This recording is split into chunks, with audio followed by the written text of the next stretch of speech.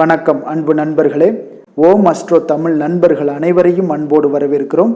அப்போது நம்ம இப்போ பார்க்க போகிற பலன்கள் பார்த்திங்கன்னா தை மாதத்திற்கு உண்டான பலன்களை தான் பார்க்க போகிறோம். அப்போ இந்த தை மாதம் பார்த்திங்கன்னா உங்களுக்கு மிக சிறப்பு மிக்க ஒரு மாதமாக இருக்குங்க. அப்போ தை பிறந்தால் வழி பிறக்கும்னு சொல்லுவாங்க. அதுபோல தான் நம்மளுடைய வாழ்க்கையில் எவ்வளவு கஷ்டங்கள் இருந்தால் கூட பார்த்திங்கன்னா இந்த தை மாதத்தில் ஆரம்பிக்கக்கூடிய எந்த ஒரு செயலாக இருந்தாலும் பார்த்திங்கன்னா ஒரு வெற்றி மிகுந்த ஒரு மாதமாக மாற்றும். வருகின்ற காலங்களும் உங்களுக்கு நல்ல காலமாக மாற்றி தருமுங்க. அப்போ தொழில் தொடங்கணும் அப்படின்னு நினச்சினாலும் நீங்கள் இந்த தை மாதத்தில் ஆரம்பிங்க, மிக சிறப்பாக இருக்குங்க. அப்போ இந்த மாதம் பார்த்திங்கன்னா ஒரு மிக சிறப்பு மிக்க ஒரு மாதமாகவும் இருக்குங்க. பண்டிகைகள் நிறைந்த ஒரு மாதமாக இருக்குது. பொங்கல் இருக்குது, அதே போல் உழவர் தினங்கள், திருவள்ளுவர் தினம், இது மாதிரி வரிசையாக நமக்கு தைப்பூசம், இந்த மாதிரியான சில பண்டிகை நிறைந்த ஒரு மாதமாக இருக்குங்க. அப்போ இந்த மாதத்தில் நீங்கள் எந்த ஒரு காரியங்கள் செய்தாலும் வெற்றியாகுங்க. நல்ல ஒரு மாதமாக இருக்குது. உங்களுடைய வாழ்க்கை முன்னேற்றம் ஏற்படணும் அப்படின்னு நினச்சிங்கன்னா இந்த மாதத்தில் நீங்கள் ஆரம்பிங்க. எதாக இருந்தாலும் தொழில் செய்யக்கூடிய ஒரு முயற்சிகள் இருந்தாலும் நீங்கள் ஆரம்பிக்கலாமுங்க. நம்மளுடைய சேனலை நீங்கள் சப்ஸ்கிரைப் பண்ணலை அப்படின்னா சப்ஸ்கிரைப் பண்ணி வச்சுக்கோங்க.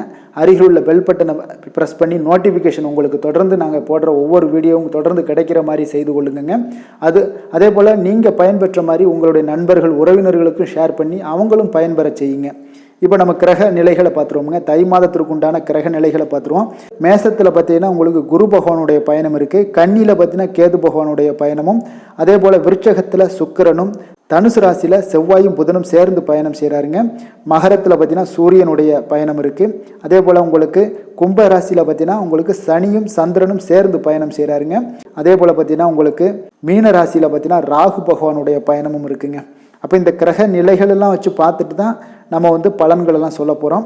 இந்த மாதத்தில் உங்களுக்கு கிரகங்களுடைய இடமாற்றங்களும் நடைபெறுது. சுக்கிரன் பார்த்தீங்கன்னா 19/1/2024 அன்று பார்த்தீங்கன்னா விருட்சகத்திலிருந்து உங்களுக்கு சுக்கிரன் பார்த்தீங்கன்னா தனுசு ராசிக்கு செல்கிறாருங்க. அதே போல் பார்த்தீங்கன்னா புதன் 27/1/2024 அன்று தனுசிலிருந்து மகரத்திற்கு பயணம் செய்கிறாரு. செவ்வாய் பகவான் பார்த்தீங்கன்னா 4/2/2024 அன்று தனுசிலிருந்து மகரத்திற்கு பயணம் செய்கிறாருங்க. அப்போ இந்த கிரக நிலைகளும் கிரக மாற்றங்களையும் வைத்து தான் நம்ம பலன்கள் சொல்ல போகிறோம். மேசம் முதல் மீனம் வரை உள்ள 12 ராசி அன்பர்களுக்கு தான் தனித்தனியாகத்தான் நம்ம பலன்கள் பார்க்க போகிறோம். டீட்டெயில்டாக பார்ப்போம், தெளிவாக பார்ப்போம். உங்களுக்கு ஏதாவது சந்தேகம் இருந்தால் நீங்கள் கமெண்ட் செக்ஷனில் கமெண்ட் பண்ணுங்கள். இப்போ நம்ம தை மாதத்திற்கு உண்டான பலன்களை பார்ப்போங்க. எவ்வளவு சிக்கல்கள் இருந்தாலும் தன்னுடைய லட்சியத்தை தவறாமல் நிறைவேற்றக்கூடிய ஆற்றல் கொண்ட மகர ராசி மகர லக்கண அன்பர்களே, உங்களுக்கு சோதனைகள் பல இருந்தாலுமே பார்த்தீங்கன்னா உழைப்பால் உயர்ந்து மற்றவர்களுக்கும் உதாரணமாக விளங்கக்கூடியவர்கள் நீங்கள் தாங்க. அப்போ இந்த தை மாதத்தில் பார்த்தீங்கன்னா முயற்சி ஸ்தானம் என வர்ணிக்கக்கூடிய 3ஆம் வீட்டில் பார்த்தீங்கன்னா ராகு சஞ்சரிப்பதால் எதிலுமே நீங்கள் துணிச்சலோடு செயல்பட்டு அடைய வேண்டிய இலக்கை பார்த்தீங்கன்னா எளிதாக அடையக்கூடிய ஒரு ஆற்றல் கொண்டவர்களுங்க. அப்போ இந்த உங்களுடைய செயல்களுக்கு நல்ல ஆதரவும் கிடைக்கக்கூடும்.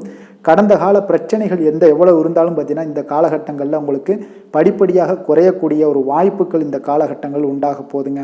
அப்போ வெளியூர் தொடர்புகள் மூலம் உங்களுக்கு ஆதாயம் கிடைக்குமா அப்படின்னா நிச்சயம் ஆதாயமும் அடையக்கூடிய ஒரு வாய்ப்பும் உண்டாகுது. ஆண்டுகோள் என வர்ணிக்கக்கூடிய குரு பகவான் பார்த்தீங்கன்னா 4ஆம் வீட்டில் சஞ்சரிப்பதால் பண விஷயத்தில் சற்று பொறுமையோடு இருங்க. சிக்கனத்தோடும் செயல்படுவது இந்த காலகட்டங்கள் உங்களுக்கு அதிக நன்மையை தருமுங்க. அப்போ ஆடம்பரத்தை எல்லாம் குறைத்து கொள்ளுங்க. எதிலுமே கையிருப்பு கொண்டு செலவு செய்வது அவ்வளோ ஒரு சிறப்புங்க. ஏன்னா இந்த காலகட்டங்களில் பொருளாதார நிலை அவ்வளோ ஒரு சிறப்பாக இல்லை. அதனால் கொஞ்சம் எச்சரிக்கையுடன் இருங்க. குரு உங்களுக்கு 4ஆம் வீட்டில் இருப்பதால் எந்த பிரச்சனை பற்றியும் நீங்கள் கவலைப்படாமல் இந்த காலகட்டங்களில் பொறுமையோடு இருந்து விட்டீங்கன்னா வருகின்ற காலங்கள் உங்களுக்கு மிக சிறப்பாக இருக்குங்க. தொழில் வியாபாரத்தில் இந்த மாதத்தில் பார்த்தீங்கன்னா உங்களுக்கு கிடைக்கக்கூடிய வாய்ப்புகளை நீங்கள் முறையாக பயன்படுத்தி கொண்டாலே போதும். வருகின்ற காலங்களில் உங்களுக்கு தொழிலில் ஒரு நல்ல லாபமும் பிறர் பார்த்து ஆச்சரியப்படக்கூடிய அளவிற்கு உங்களுடைய ஒரு உயர்வான நிலையும் நீங்கள் எட்டக்கூடிய ஒரு வாய்ப்பு இருக்குங்க இந்த காலகட்டங்களில். அப்போ உங்களுக்கு இருந்து வந்த போட்டி பொறாமைகள் எல்லாமே விலகி பார்த்தீங்கன்னா உங்களுடைய சமுதாயத்தில் ஒரு நல்ல நிலையை அடையக்கூடிய ஒரு சூழ்நிலைகள் இந்த மாதம் உங்களுக்கு உண்டாகுதுன்னே சொல்லலாமுங்க. வேலையாட்களுடைய ஒத்துழைப்பு மிக சிறப்பாக இல்லாட்டா கூட தொழிலில் உங்களுடைய படிப்படியான வளர்ச்சிக்கு இடம் உங்களுக்கு நிறையாக இருக்குங்க. அப்போ உங்களுடைய முயற்சிகள் இருந்துச்சுன்னா நிச்சயம் வெற்றி பெறுவீங்க. உத்தியோகத்தில் இருப்பவங்க பார்த்தீங்கன்னா அதிகாரியிடம் வாக்குவாதங்கள் செய்யாமல் உங்களுடைய பணிகளில் மட்டும் நீங்கள் சற்று கவனத்தோடு இருந்தீங்கன்னா பார்த்தீங்கன்னா கௌரவமான ஒரு நிலையை எல்லாமே எட்ட முடியுங்க. இந்த சூழ்நிலையில் சக ஊழியர்களுடைய ஒத்துழைப்பு மிக சிறப்பாக இருப்பதால் உங்களுடைய பணிகளில் நிம்மதியுடனும் செயல்பட முடியுங்க இந்த காலகட்டங்களில். அப்போ வேலைப்பளு எவ்வளவு இருந்தால் கூட அதற்கான ஆதாயங்களும் ஊதியமும் உங்களுக்கு கிடைக்க போகுது. சிலருக்கு பார்த்தீங்கன்னா விரும்பிய இடமாற்றங்கள் இந்த தை மாதம் கிடைத்து வெளியூர் செல்லக்கூடிய வாய்ப்புகளும் பார்த்தீங்கன்னா இந்த காலகட்டங்களில் அமையக்கூடிய ஒரு வாய்ப்பாக இருக்குங்க. அப்போ உங்களுடைய ராசி அதிபதி சனி பகவான் பார்த்தீங்கன்னா இந்த மாதம் முழுவதுமே உங்களுடைய ராசிக்கு 2ஆம் வீட்டில் சஞ்சாரம் செய்வதால் உங்களுடைய உடல் ஆரோக்கியத்தில் சற்று அக்கறை எடுத்துக்கொள்வது நல்லதுங்க. குடும்ப உறுப்பினர்களுடைய ஆரோக்கியத்திற்கும் நீங்கள் முக்கியத்துவம் தருவது மிக சிறப்பான ஒரு காலமாக இருக்குங்க. பேச்சால் சில வீண் பிரச்சனைகள் ஏற்படக்கூடிய ஒரு நேரமாக இருப்பதால் முடிந்தவரை பேச்சை குறைத்து கொள்ளுங்க. கணவன் மனைவிக்கிடையே பார்த்தீங்கன்னா விட்டு கொடுத்து செல்வது இந்த காலகட்டங்கள் ஒரு உத்தமமான ஒரு பலனை ஏற்படுத்தி கொடுக்குங்க. அதே போல் வெளியிடங்களில் உணவு உட்கொள்வதையெல்லாம் தவிர்த்துருங்க. எண்ணெய் பதார்த்தங்கள், கார வகை உணவுகளை எல்லாம் பார்த்தீங்கன்னா நீங்கள் தவிர்த்தீங்கன்னா உங்களுடைய ஆரோக்கியமும் மேம்பட காண்பீங்க.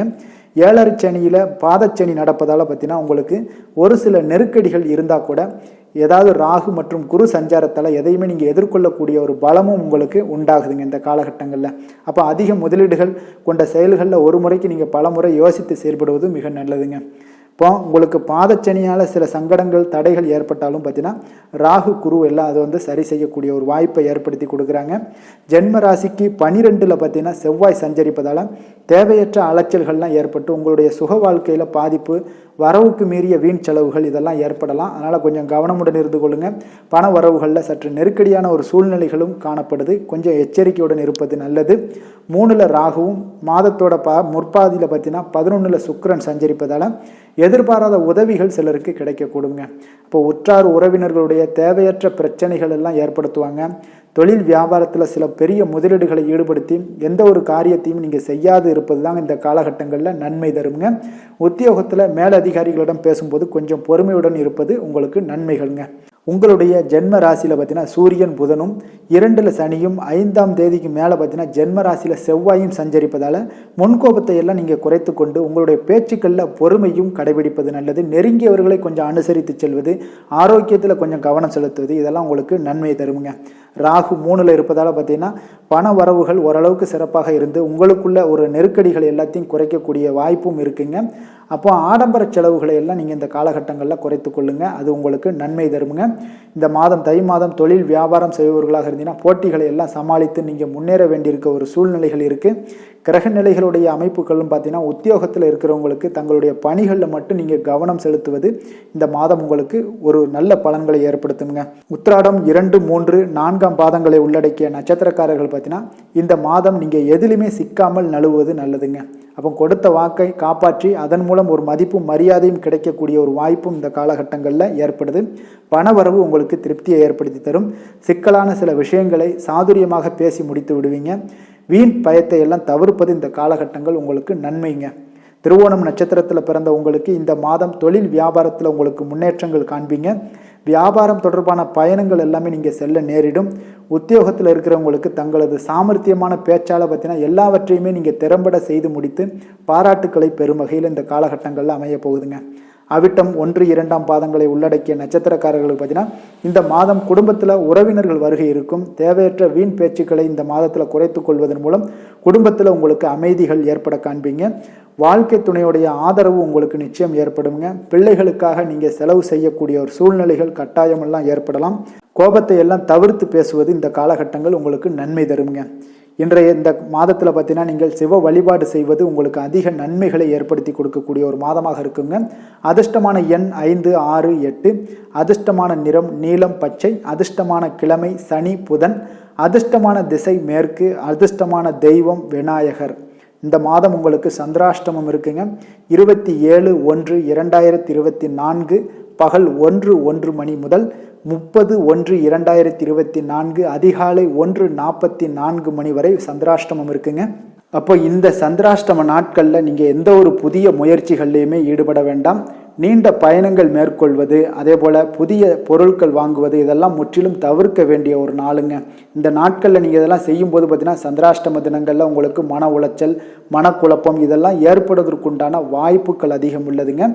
அடுத்தவர்கள் மீது பார்த்தீங்கன்னா நீங்கள் ஆத்திரம், எரிச்சல், கோபம் இந்த மாதிரியான ஒரு சூழ்நிலைகள் எல்லாம் ஏற்படும். வேலையில் மந்தத்தன்மை ஏற்படும். நீங்கள் செய்கின்ற செயலில் பார்த்தீங்கன்னா பொறுமையின்மை அதிகரிக்கக்கூடிய ஒரு நாளாக இருக்குங்க. அப்போ எச்சரிக்கையாக இருங்க. சந்திராஷ்டம தினங்களில் எந்த ஒரு முக்கிய செயலையுமே நீங்கள் செய்ய வேண்டாம். அசைவ உணவுகளை முற்றிலுமே தவிர்த்து ஆன்மீக காரியங்களில் ஈடுபடுவது உங்களுக்கு அதிக நன்மையை ஏற்படுத்துங்க. இந்த மாதம் அனைத்து அன்பர்களுக்கும் நல்ல மாதமாகவும் இனிய மாதமாகவும் அமைய எங்களுடைய வாழ்த்துக்களையும் வணக்கங்களையும் தெரிவித்துக் கொள்கிறோம். நன்றி, வணக்கம்.